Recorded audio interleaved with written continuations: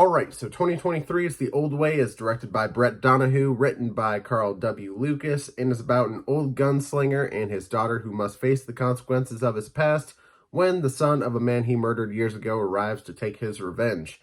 This is a Western starring Nicolas Cage as the gunslinger Colton Briggs, and it also has Ryan Kiera Armstrong as his daughter Brooke, and both of these actors do a fantastic job in this movie, one of which I think stands out a little more than the other.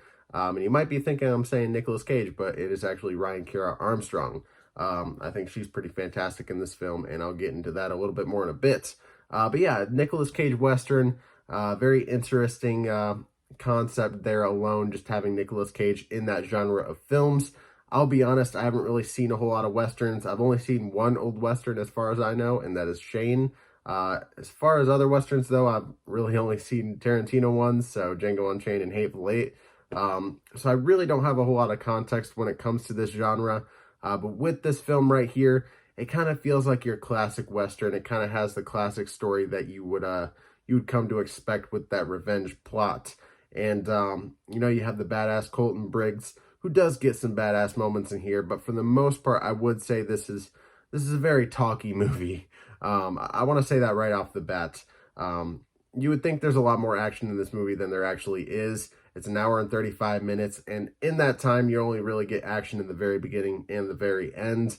And in the middle, I mean, there's a little bit, but you're mostly just getting characters talking, and you don't really care about what they're talking about, or at least for me personally, I didn't really care about what they were talking about. But when it came down to the character of Ryan Kiera Armstrong, she definitely was the standout. There are undertones to her character as well as Colton Briggs' character that have some autistic personality traits. And I've seen some people, or at least one person in particular, complaining about how they didn't really address that more. But at the same time, I thought it was kind of interesting how they had that personality traits, but at the time they didn't really address it because they didn't really address that kind of stuff. They didn't address, mental health. And that's kind of something they address in the film in terms of talking about how they don't address it. So I thought that was a little clever, but at the same time, it felt a little weird to include that in this film. It just didn't feel completely necessary. But it did make for some good scenes involving Ryan Kiera Armstrong as Brooke, which again, real standout of the film, I think, is her. And if you're not familiar with this actress, she actually she starred as the little girl in the remake of Firestarter, which I wasn't a huge fan of, but I didn't hate as much as some other people. I thought she was pretty good in it for the most part. She kind of has a similar stoic type of acting style in this movie as she did at that one. And I'm wondering if that's just kind of her acting style, but I would love to see her do some different types of roles in the future rather than kind of sticking to this one kind of character note that I've seen her in the last two films at least. Who else do we have in here? We have Clint Howard as Eustace, which I believe is Ron Howard's brother, I'm pretty sure. We have Noah LeGros as James McAllister, which is the villain of the film. Eustace being one of the buddies that goes along with him, one of the villains of the film, I guess you could say, part of the posse. We have Carrie Knupp as Ruth Briggs, the wife to Colton Briggs. And basically in this movie, I'll kind of set it up for you. Maybe it's a bit of a spoiler, but I think they show in the trailer. Basically, her character is murdered by this posse, and Colton Briggs, being the legendary outlaw that he used to be before he was a family man, has to now go and get his revenge. So again, I don't know if I said this before, but they kind of set Colton Briggs up to kind of be the John Wick of the Old West. And, that's a really cool concept if they would have done a little bit more for it, with it, I should say, which I'll get to in a sec. We have Shiloh Fernandez as Boots, which I believe is another one of the members of this posse. And then Abraham Ben Ruby, hopefully I'm saying that right, as Big Mike, which is the other one. Then Nick Sarcy as Marshall Jarrett. And I believe that's pretty much the main cast for you there. Yeah, I would say so. I'm going to start by saying this. No, I already said this. I haven't watched that many Western movies. I'm looking at my notes, so that's why I said that.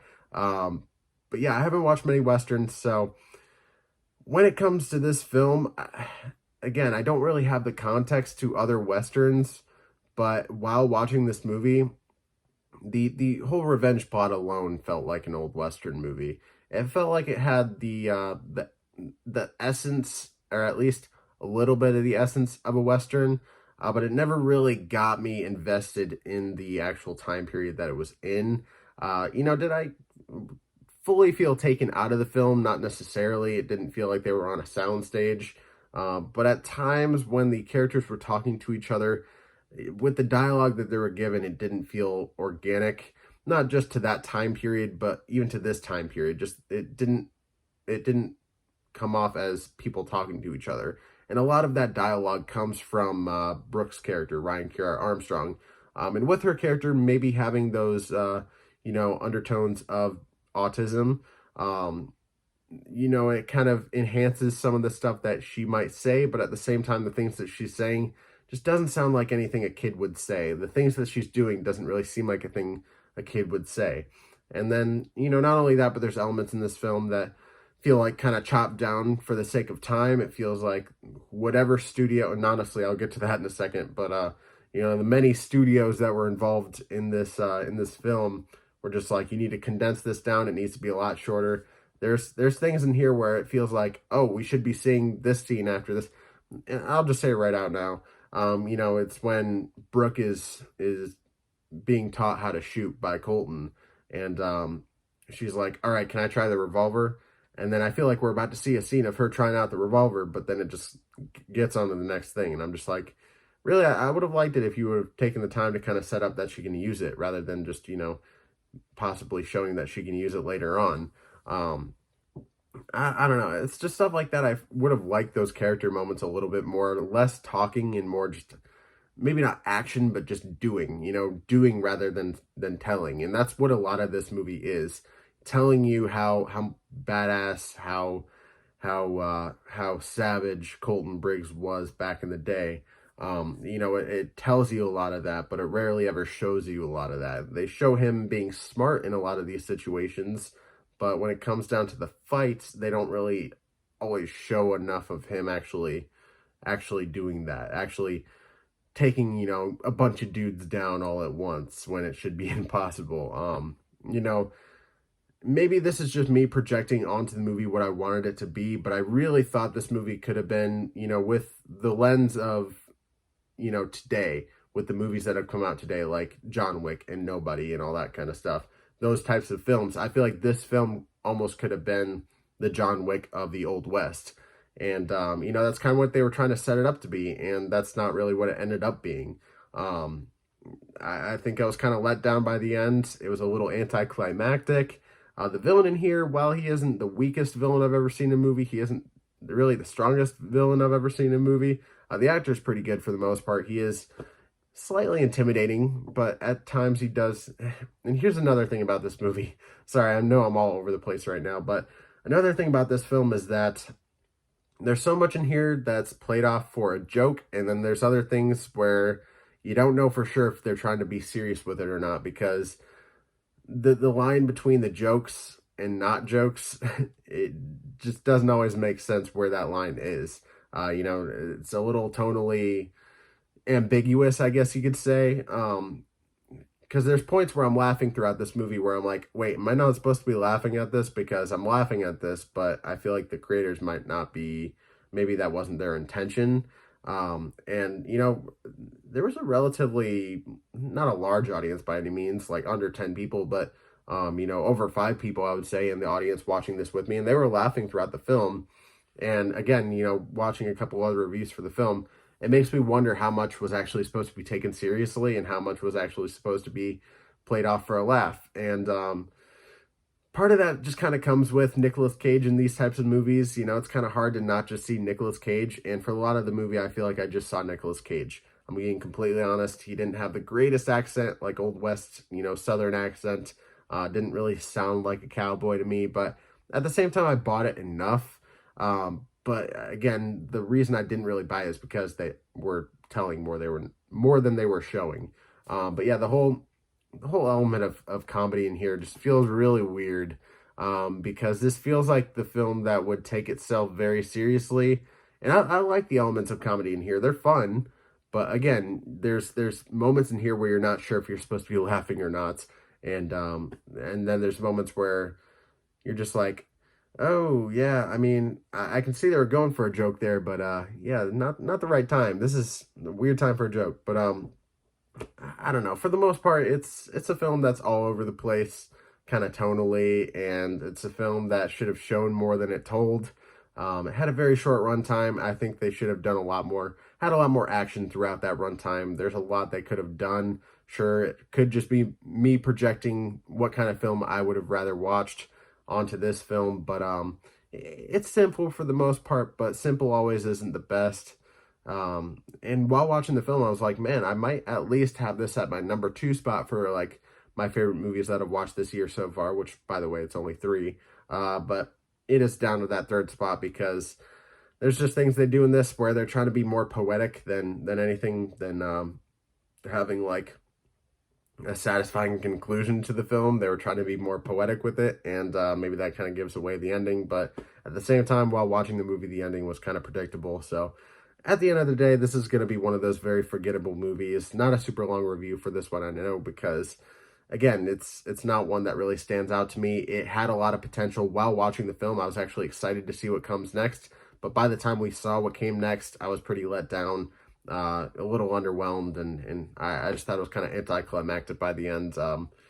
Again, just a lot they could have done in this film, but decided not to for the sake of time, money, whatever it might be, power. I don't know. Yeah, I'm gonna end this review here because obviously I'm going crazy. But yeah, The Old Way 2023, definitely not a great movie. Yeah, and I'll run you through my ranking system real quick.